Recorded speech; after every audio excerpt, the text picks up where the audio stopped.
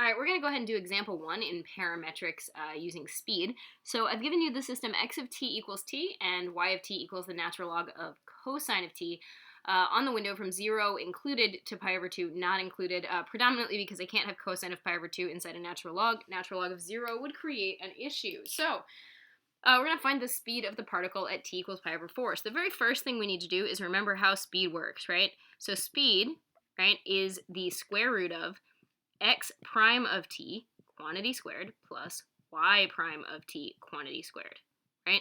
So my job's going to be to find the formula for x prime of t and to find the one for y prime of t, and then I can go ahead and plug in and find a value. So this one's going to turn out pretty nice for us. So let's go ahead and start by finding x prime of t, right? My x prime of t is just a 1, because the derivative of t is just a 1, which means for the record that my x prime of t quantity squared is also just a 1. So that's nice. My y prime of t is going to be 1 over cosine of t times the derivative of cosine of t, which is a negative sine of t.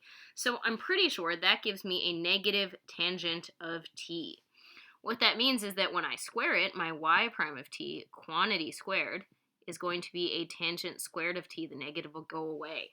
So I'm pretty sure that my speed is the square root of 1 plus a tangent squared of t. Now, interestingly enough, if you wanted to find your speed at time t equals pi over 4, you could do it right now, and that's just fine.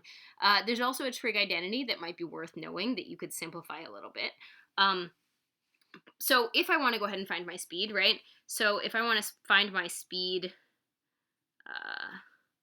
at t equals pi over 4, I could just plug into this now. I could say, cool, that's a 1 plus what's going to end up being a 1 squared, because the tangent of pi over 4 is a 1, right?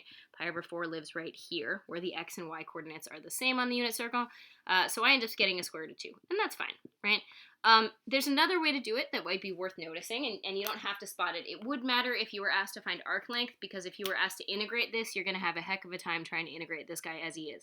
So another thing you could notice is that there is a trig identity, I'm just going to put it up here, that says 1 plus tangent squared of theta equals secant squared of theta, right? And so knowing that trig identity, I could say, oh wait, this is the square root of a secant squared of t.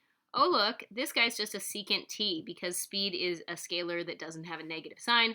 So I would get that my answer, if I wanted to do that here, would have just been secant of pi over 4, which is totally the flipped version of a root 2 over 2, which is absolutely just a root 2. So that's another way to get to the same answer, right?